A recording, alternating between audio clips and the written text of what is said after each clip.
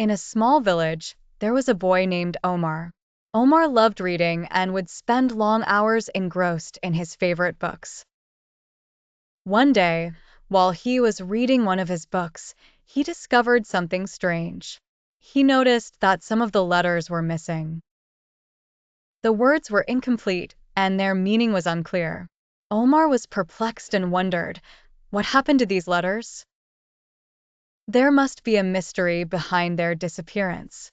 Determined to solve the mystery of the missing letters, Omar set off on an adventure. He began his journey in an enchanting forest, where birds sang and trees swayed in the breeze.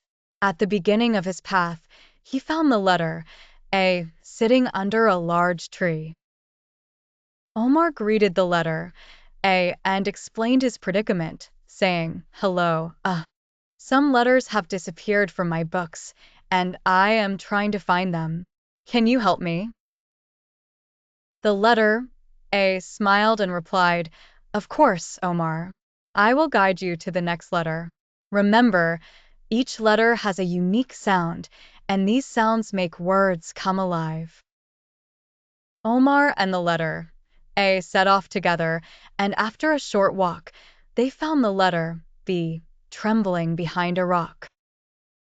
The letter B exclaimed, "Hello. I was hiding because I lost my sound. But if you help me find it, I will join your journey." Omar thought for a moment and asked if the letter B could remember the words that began with it, such as baby and ball. The moment Omar mentioned these words, the letter B regained its sound and laughed, saying, "I'm ready to go with you." Omar, A, and B continued their journey and encountered the letters C, D, and E, each with a unique story. They taught Omar their sounds and how to pronounce them before joining the journey. After a long journey, the group arrived at an old castle where the missing letters were imprisoned. Omar and his letter friends decided to rescue them.